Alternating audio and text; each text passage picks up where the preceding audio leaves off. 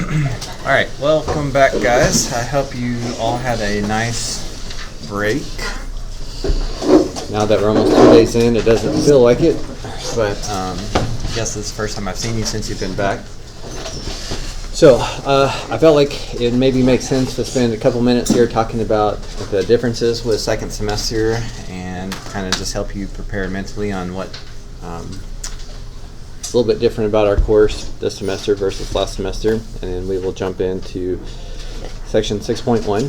So this semester, or first semester, obviously has a lot of trigonometry. Second semester has very little trigonometry. There's a few things that will carry over. You're certainly still on the hook for unit circle.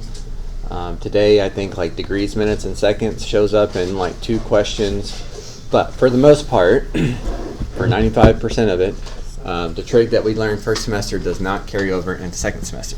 Second semester is much more algebra based. So for a lot of people, they prefer that because it's more familiar, but sometimes we don't spend as much time on things because you've seen them before. Sometimes we will cover some topics that you've seen before but go in more depth.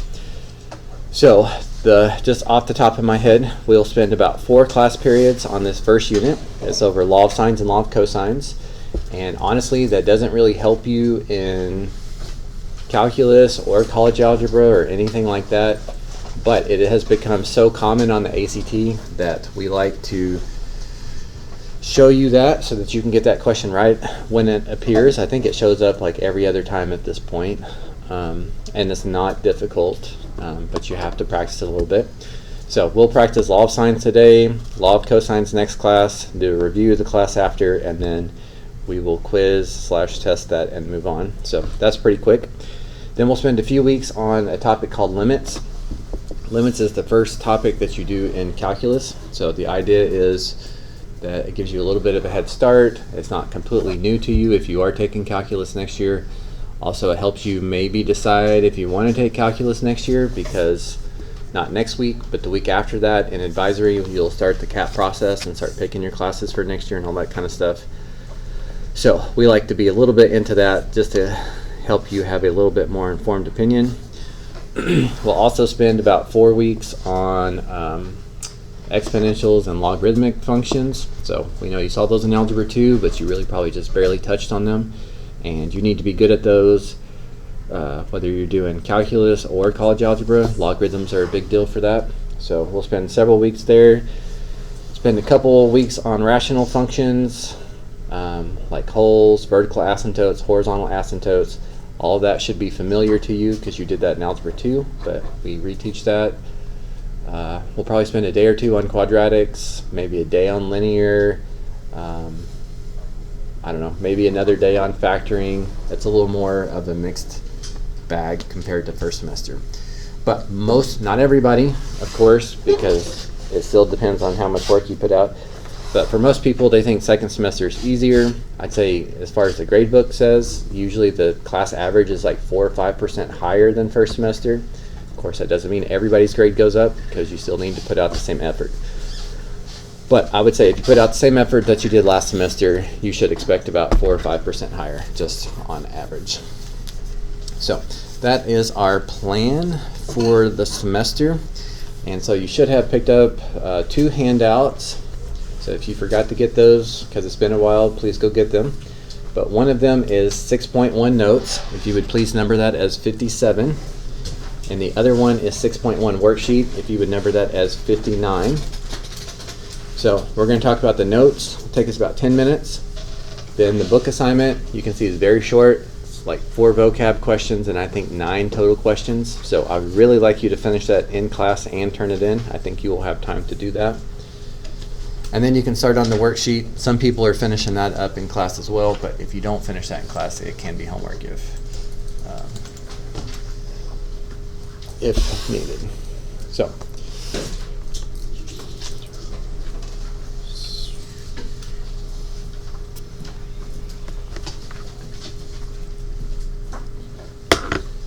Alright, so this is the one we're going to start off with. I didn't mention this, but notice that the binder numbering will continue. That's why we're not starting over at 1. that being said, I won't ask for anything from first semester. So if I was you, I would probably take your first semester stuff, put it away in an old binder, leave it at home. You don't need to bring it back and forth to school for me. I don't think it's a good idea to trash it all, because you never know.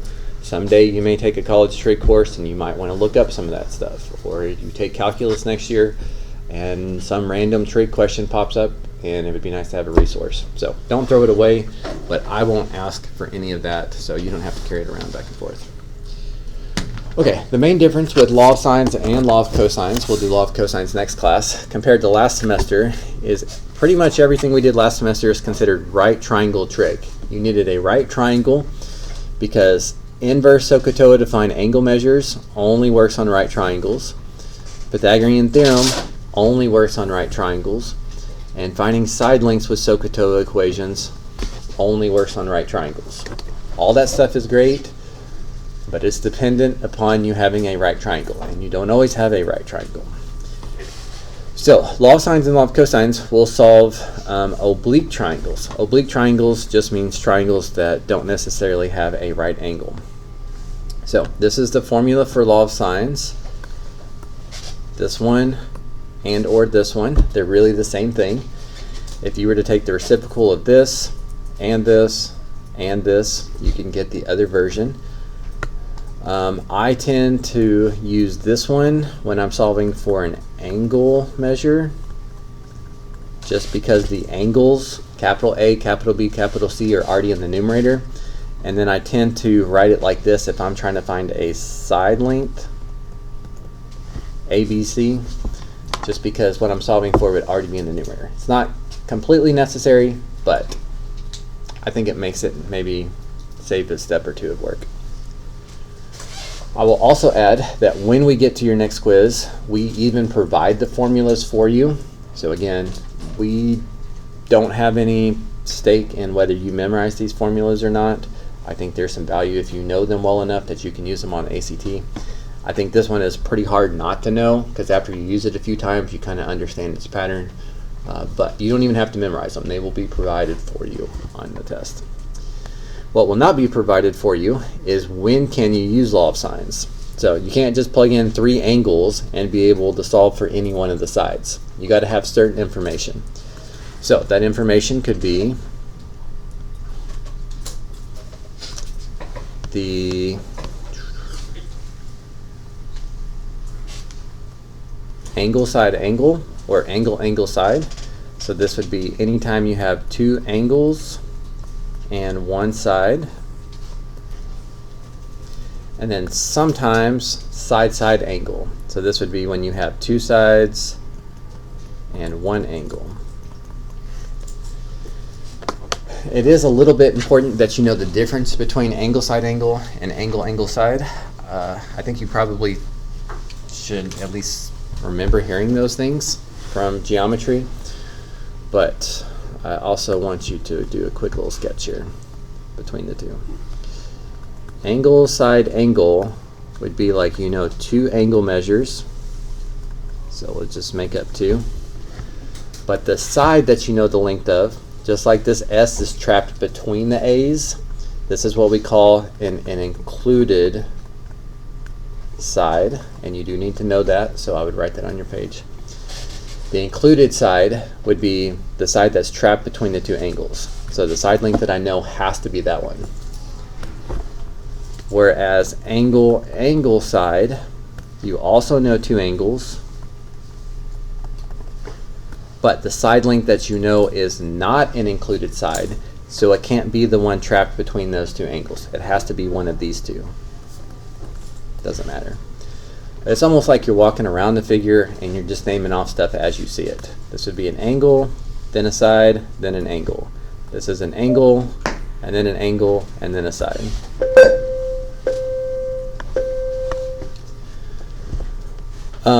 In geometry, the ones that you should have heard of were side, angle side, angle, angle side, and hypotenuse leg. Those are the ones that prove triangle congruence.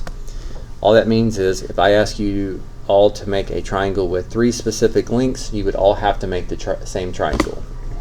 Or if I gave you two side lengths and the included angle and asked you to make a triangle with that, you would all make the same triangle.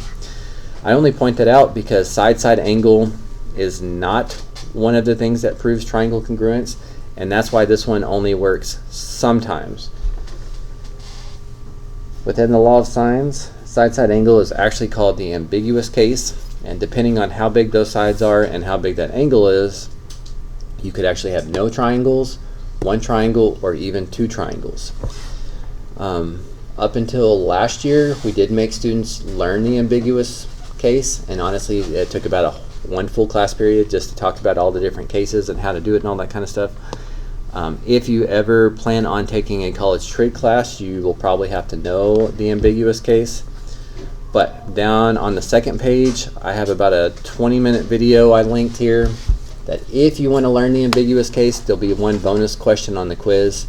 But if you don't want to know the ambiguous case, that's okay. Again, we only show you law of sines and law of cosines for the ACT, and the ACT does not test over the ambiguous case. So that's the only reason we've cut it out. Not that you can't do it. Students have done it for years and years and years and years, up until last year. I think was the first year we didn't do that. So anyway, so that one, we wouldn't give you any tricky versions of this, but just so you know, this does not prove triangle congruence. Okay, on the back page, I've got two examples that are already typed up, and then two that I want us to fill out, and then there's one area formula to squeeze in this section, and then that's really all the new information. So then we'll practice it a few times in the book and a few times in the worksheet, and that will be it for today. So example one here, this is where somebody was trying to solve for this side length. So I don't know, maybe they called this A, angle A, and this would be side A. So notice they have the sine of A divided by the length of A. And then maybe they called this angle B, which makes this side B. So they chose to set it equal to the sine of angle B divided by the length of B. And because this is angle, angle, side, that's enough information to solve. So you plug in the numbers as they did.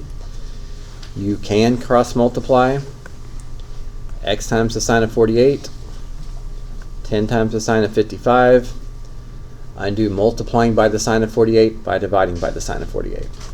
This would be your exact answer, and from the examples that I've seen of when this shows up on the ACT, they stop there. They usually make the answers look like that.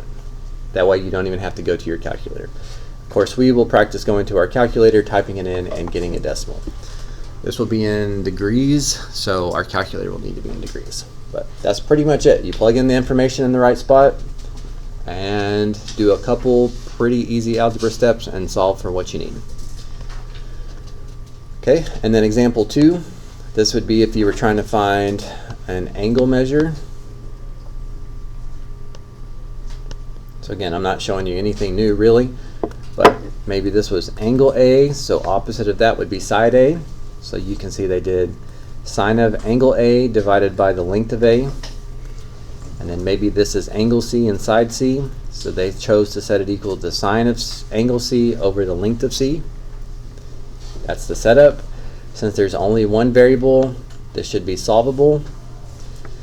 They multiplied both sides by 12, but the main thing I need you to highlight here, or take notice of, when you solve for sine x, just like last semester, that's not the same thing as x. Sine of an angle is going to be between -1 and 1. That doesn't mean the angle has to be between -1 to 1. That's the ratio. You have to do inverse sine of that, or inverse sine of this, into your calculator before it actually gives you what the angle is. So again, make sure you use inverse when you're trying to go from sine of an angle equals to just the angle equals.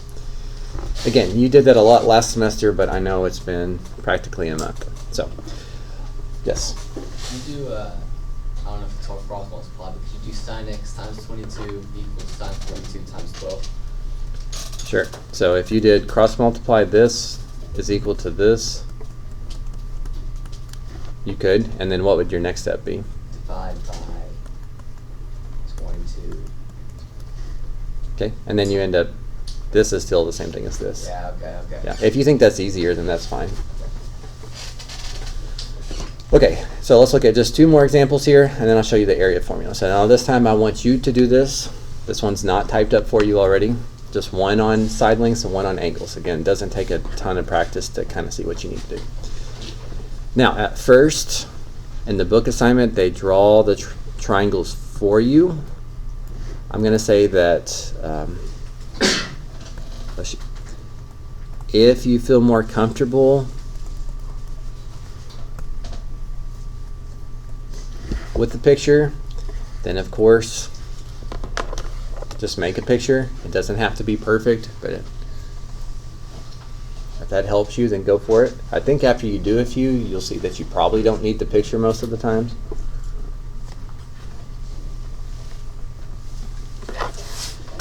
You could write out the formulas.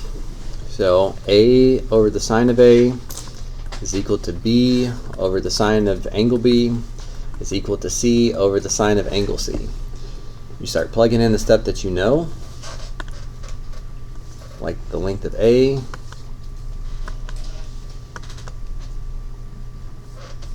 the size of angle A, the size of angle B, and side B is what I'm trying to find in this question.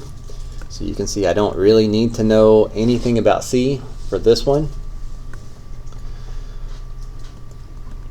Undo dividing by the sine of 55 by multiplying by the sine of 55. And here's your exact answer, which again is what you should expect to see on the ACT, at least from what I've seen. But we will want to throw that in the calculator. Make sure your calculator's in degree mode.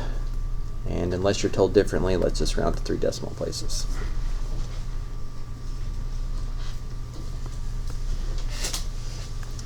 Okay, I'm going to emphasize this just a couple times. I did this a lot last semester, but if the length opposite 48 degrees is 10, and the same triangle, the length opposite 55 should be bigger than 10. So a little bit bigger angle, a little bit bigger opposite side. Yeah. Can you do it the other way too, with sine on top? You could, yeah. Can you show it? Sure. So the only difference is if you did sine of angle A over the length of A equals the sine of angle B over the length of B, your equation is going to look like this. Okay? So you would probably want to cross multiply B times the sine of 48 equals 10 times the sine of 55, and then you will have to undo times with divide. And you can see I still end up with the same thing. So I don't know. I feel like this is maybe one less step, which is why I do it this way, but they're the same formula, so it doesn't really matter.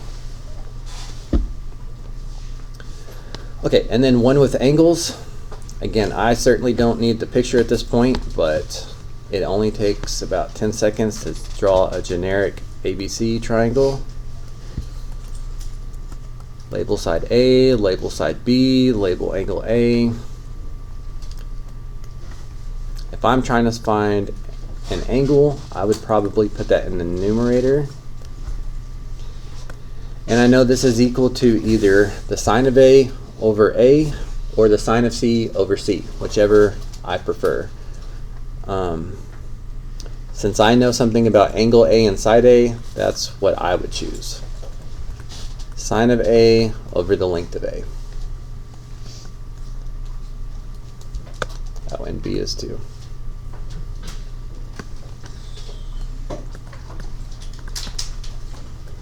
Then you can multiply both sides by 2.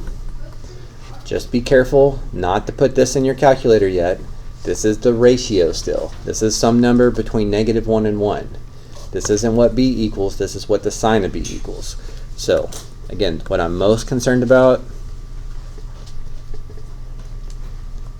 B would be the inverse sine of that stuff. That's what you would want to throw in your calculator. And it should come out to be a pretty small answer, because if 14 in length is opposite 46 degrees, then the angle opposite a length of 2 should be much smaller. This should be a very small angle for this to be a very small size. It's about 5.898.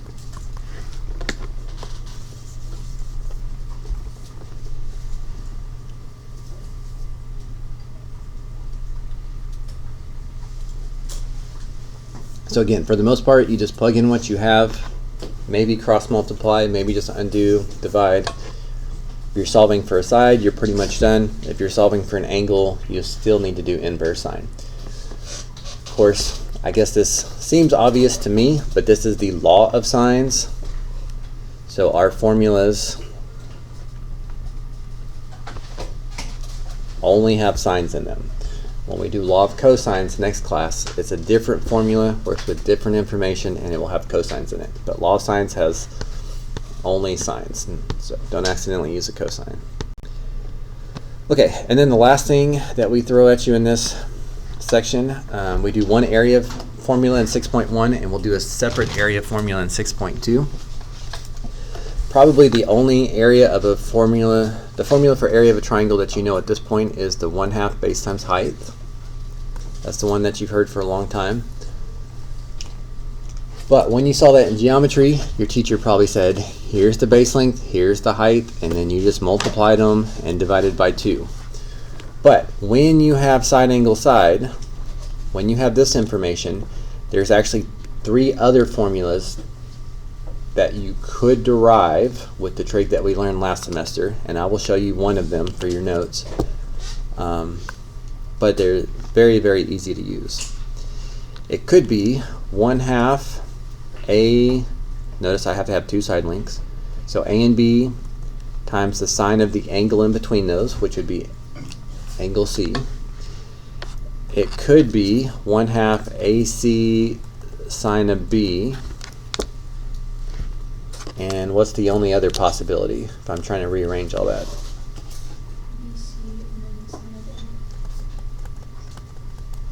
Like that?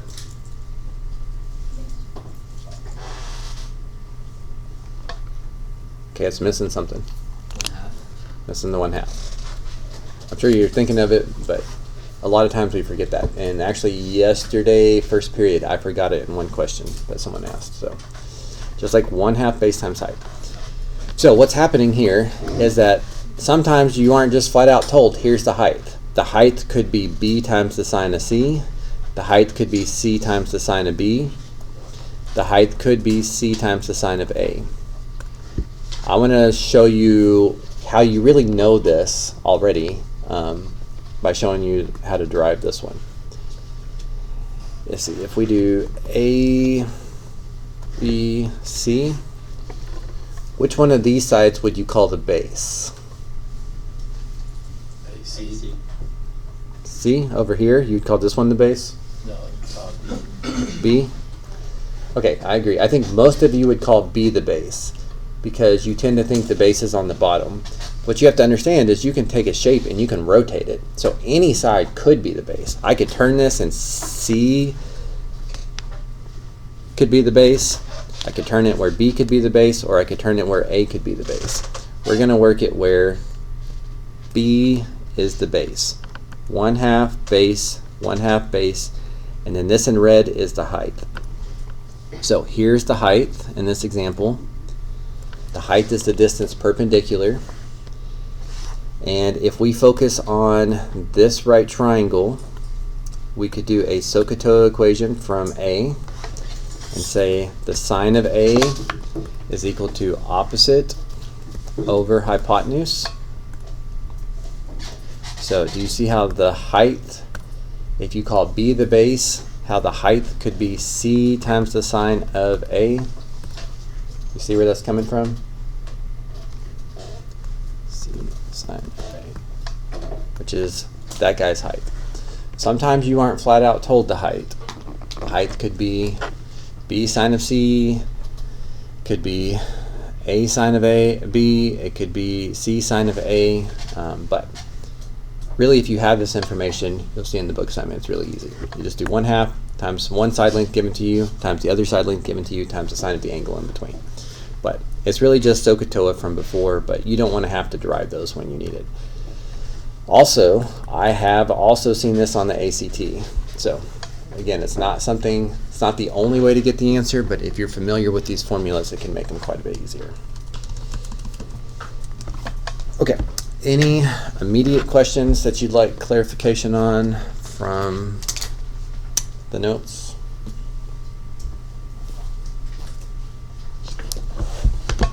Okay, then let's go ahead and move on. So, blank piece of paper for 58. Got 4 vocab checks and 9 questions total. Again, I think you should have enough class time to finish that up. And obviously I will pause and offer some help every once in a while like we did last semester. And then as you finish those, go ahead and put those in Google Classroom. And then if you have class time, you can start on the worksheet. But if you don't finish the worksheet, you can do that part for homework. It's also quick. But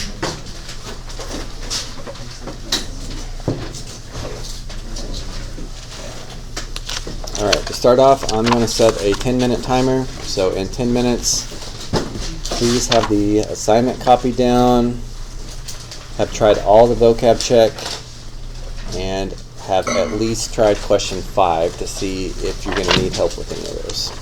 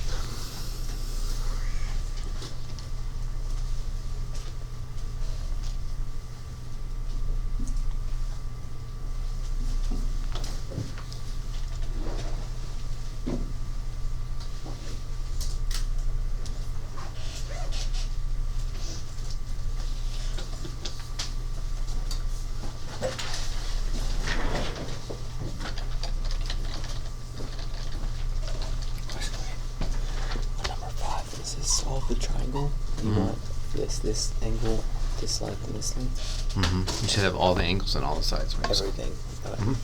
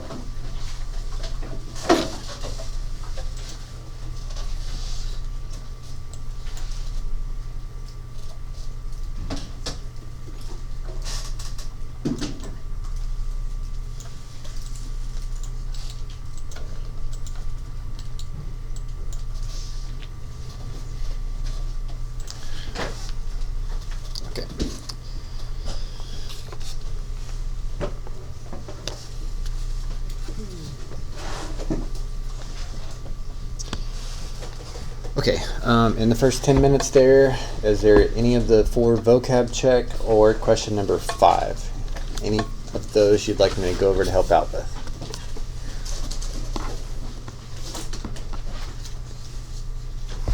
Yes, Jonathan?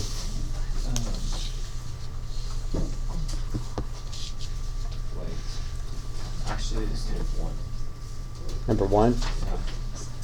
That's looking for oblique. An oblique triangle is a triangle that's not a right triangle.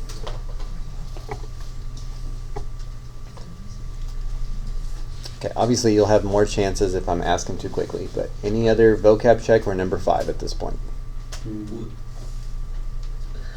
Go ahead. What was the answer to number 3? 2 angles and one side determine a unique triangle. Gotcha. Because if you have 2 angles and one side, those guarantee that you get a unique triangle. Is number 5 just the lowercase c? Number 5 wants you to solve. So you have to find angle A, side A, and side C. You need to find all the missing stuff Okay. on the solve questions. Okay, I'm going to give you another 10 or 15 minutes then, and obviously just try your best to get as much as you can done, and I'll give you another chance to speak up when that timer's up.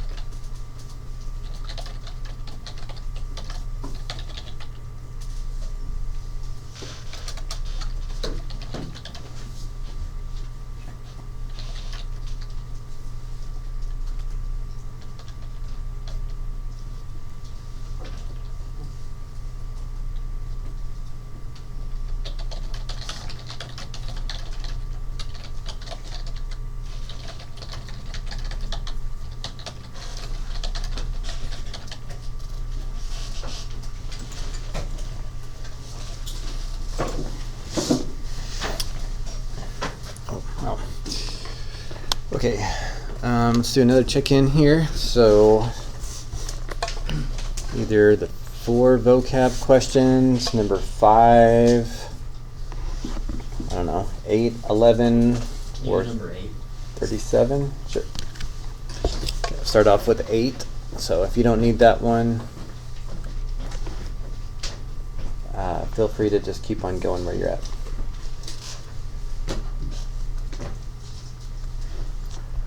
So 8 is the last one that they draw the triangle for you for a little bit.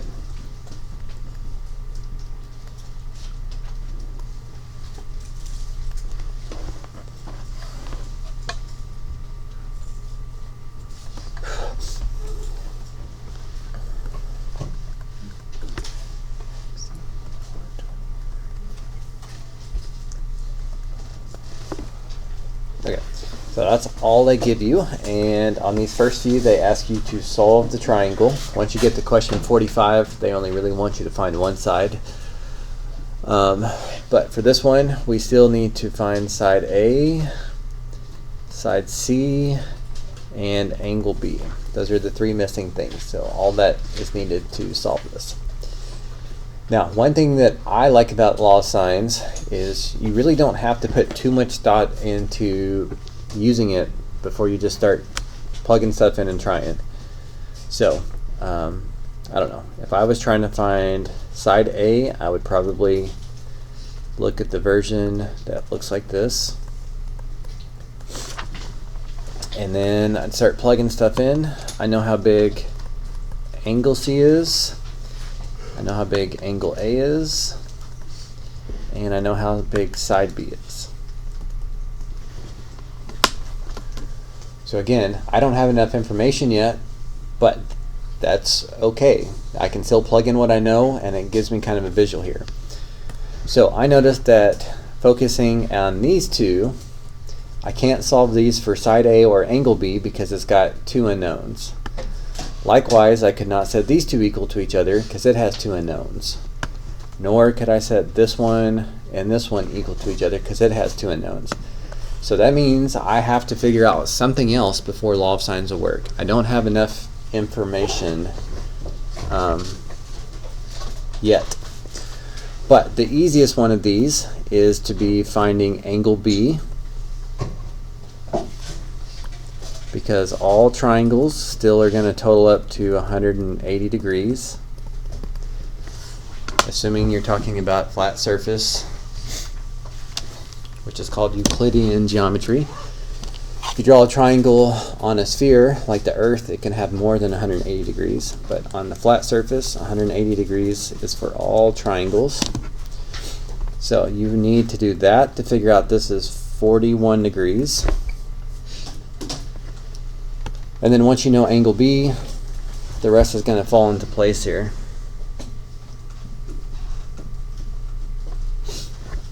So now I can focus on this part to solve for side A. Looks like A would be 5.5 times the sine of 16 divided by the sine of 41.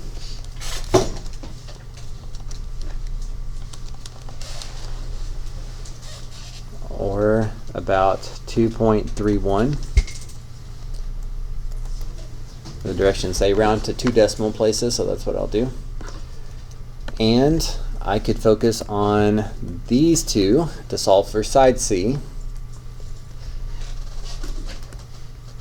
C is going to be 5.5 times the sine of 123 divided by the sine of 41.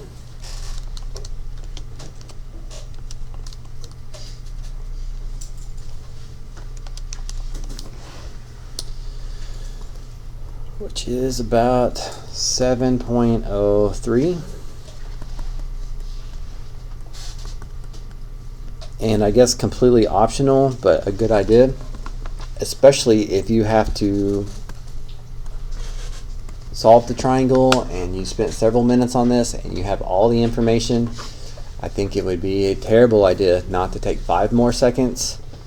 Make sure your biggest side is opposite your biggest angle. Make sure your smallest side is opposite your smallest angle.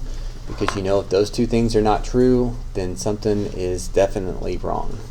Doesn't guarantee your answer is right, but it would guarantee that your answer is wrong. So, of course, if you check these two, then the middle sized angle by default has to be opposite the middle sized side. So, but I suspect the problem that you probably had is you didn't have enough information and you probably needed to seek out angle B. Okay, did anybody have something else about number 8 while it's still on the board?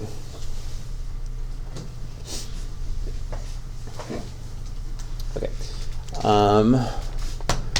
1 through 4, 5, what are the other ones? 11 and 37, I think? Yeah. Did you do 11? Sure.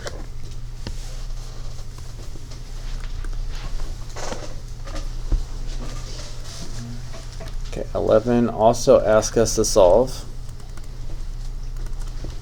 So I'm going to need everything.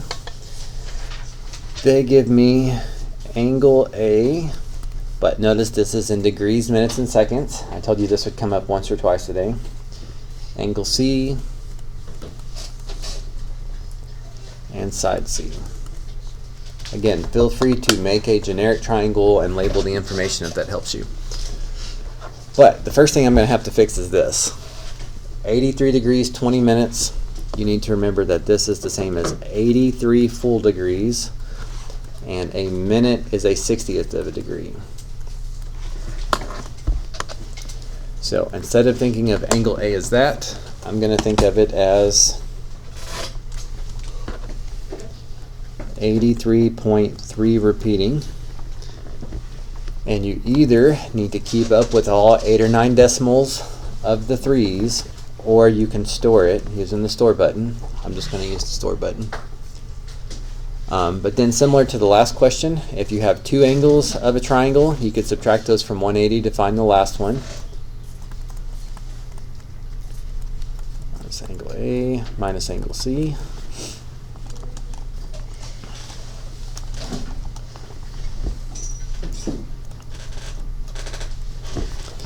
Okay, that one also has a repeating decimal, so make sure you keep up with all the decimals or store it in 4B. Notice I haven't needed law of signs at all yet, but now I can do it. Since I have these two, I could say side C divided by angle C, and I can either set that equal to A over the sine of A,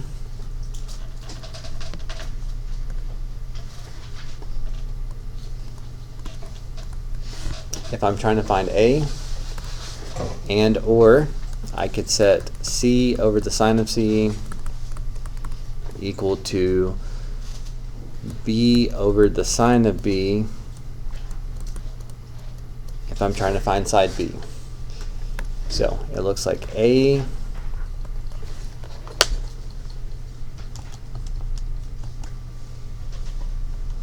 needs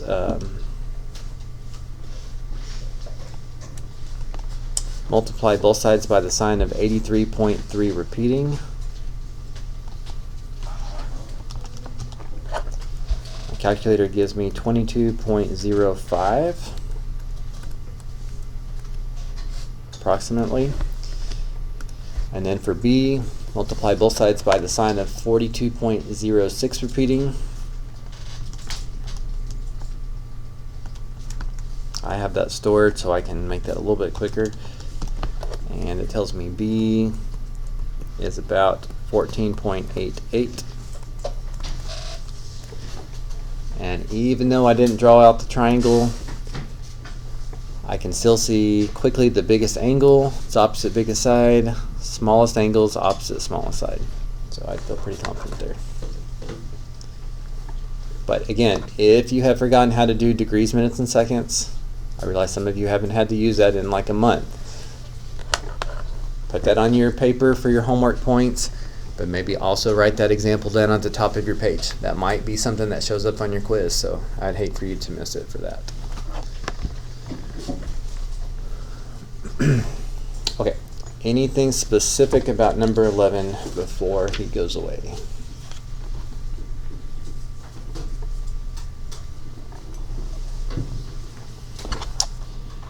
Okay, then go another 10 minutes. So try to get a few more under your belt, please.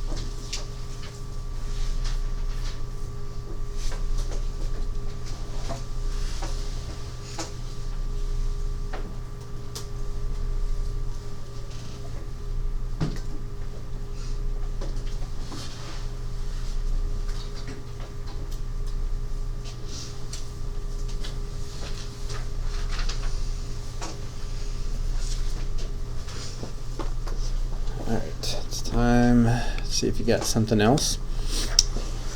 So I think we haven't looked at number 5, and then 37, 39, and 41 are all the area formulas. So if you need to see one of those, now would be a good time. Or depending on how far you are, 45, 47, or 48. Any of those that you have ready to go. Can you do it at 45? Sure.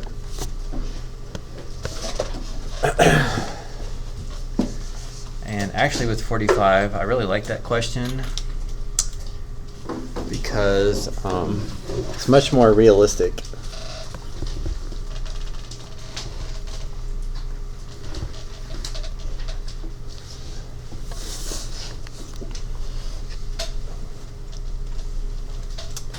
Uh, 45 is much more realistic than how we would have looked at this last semester. Last semester, this would have been a right angle, which just naturally doesn't occur that much. You know, trees are going to lean for one reason or another as they grow. So we could not use any right triangle trig, no SOHCAHTOA, no inverse SOHCAHTOA, no Pythagorean theorem. None of that is fair game here. Now, if you wanted to draw in some right triangles, and it's possible to go through all of that, but it's just also unnecessary. In this question, I can see I want to find h.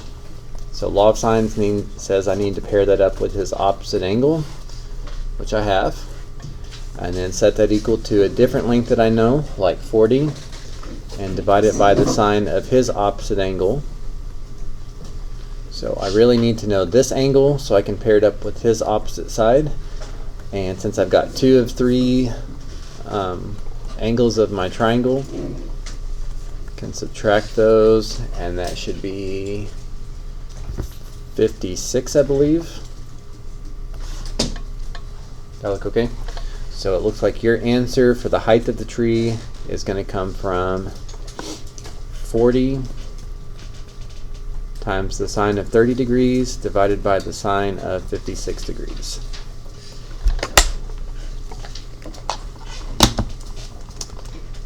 And I know my answer should be less than 40. You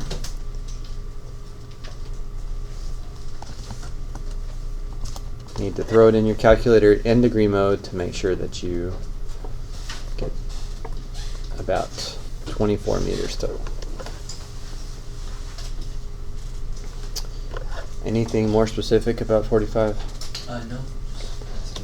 Anybody else going to ask about 45? Want to say something? Add Is something? that a 21.124 or is that 21.12? I got 24.124.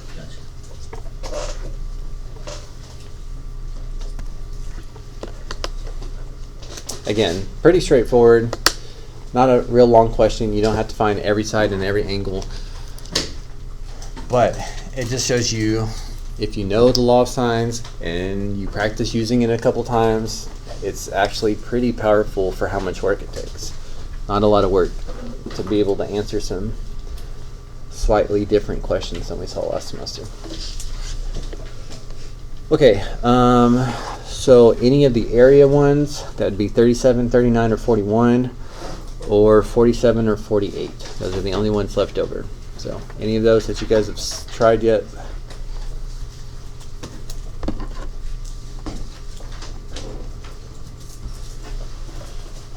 Okay, let me see how much time we've got.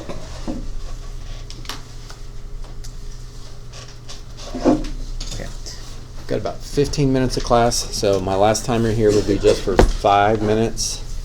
I'll give you one more chance to ask for questions to be worked out for you on the board. 5 minutes from now.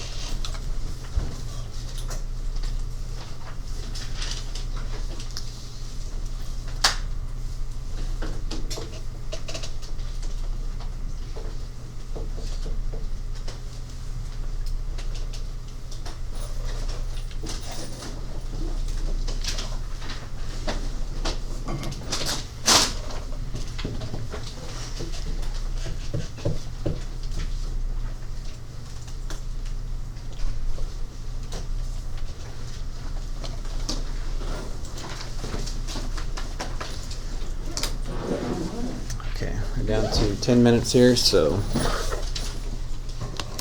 last chance to ask out any questions to be worked out on the board, so I have time to go over them also. Any others that you've had time to get to that you know you want some help on? Yeah. 47. 47? Okay.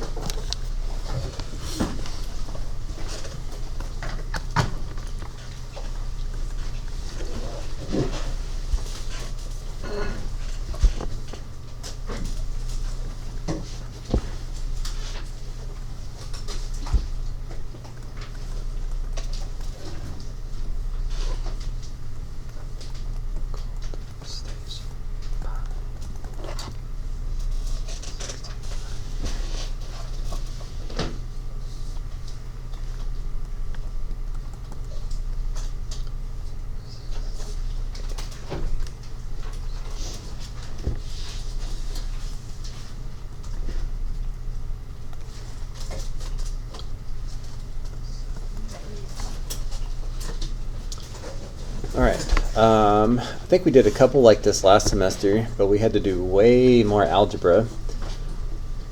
Set up a system of equations and go about solving it that way. But now that we know the law of sines, we don't have to try to narrow this down to right triangles only.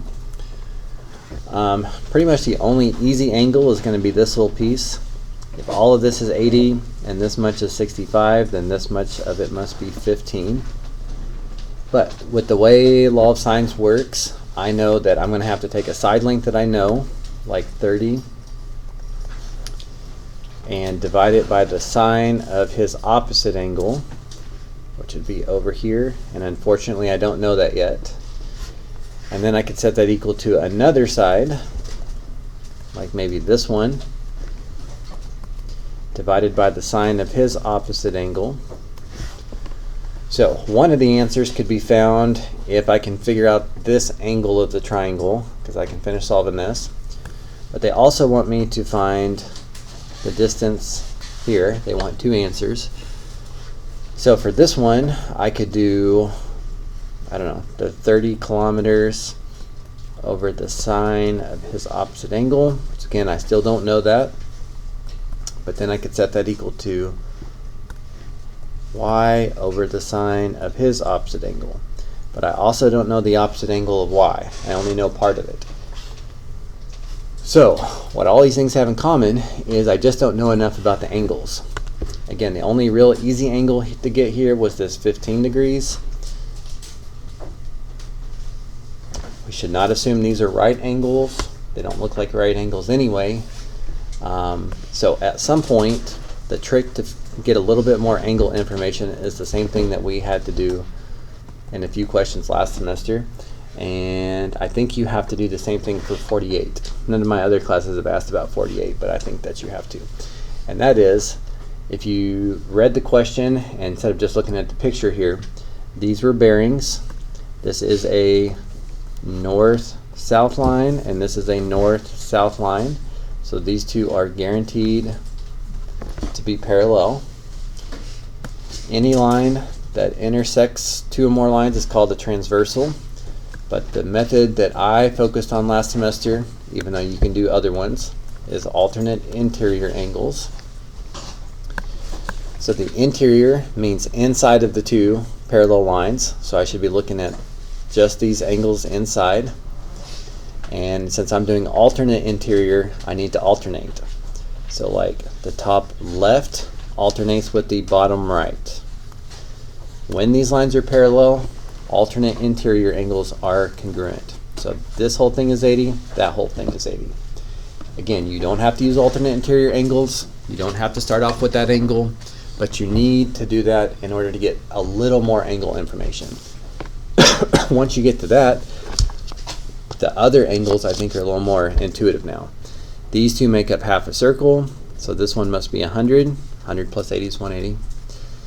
These three I could look at as angles of a triangle. Subtract these two from 180.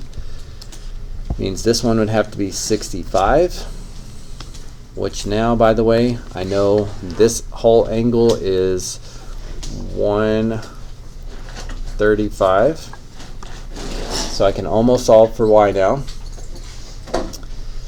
And if you look at the big triangle, you've got 135, 15, and then this angle at the fire. So 180 minus 135 minus 15 leaves behind 30 degrees. So that was one of the main angles that I wanted to have. So in the end, the distance from Pine Knob to the fire comes from 30 sine of 135 divided by the sine of 30, about 42.426 kilometers. And the distance from Colt Station to the fire ends up being 30 sine of 15 over the sine of 30,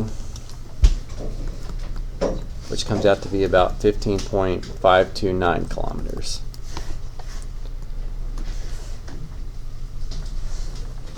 So, law of sines is probably the easier part of that question. Finding the angles is going to be the tougher part of the question. But a nice thing that you can always do is just write out the law of sines, start plugging in stuff that you have, and that helps you identify what stuff you don't have, and that gives you a big hint about where you might need to try to proceed from there. Okay, Ramiro, is that enough? Okay. Again, I'm pretty sure 48 will work out the same way, but we are about out of time. If you guys are finished with the bookwork, please go ahead and turn in your notes and the bookwork. If you did not do that, I need you to do that before next class, which would be on Tuesday. This is an A week. In Google Classroom before next class. You should also finish up the worksheet. It's pretty short. The worksheet does not have to be turned into Google Classroom yet. The notes and the book assignment should 100% be completed though. And then we'll basically do the same thing on Tuesday, but law of cosines. I'll show you when it works, what its formula is, practice a couple of the questions, practice putting them in the calculators, and it may even be more straightforward than law of sines. So you got that to look forward to.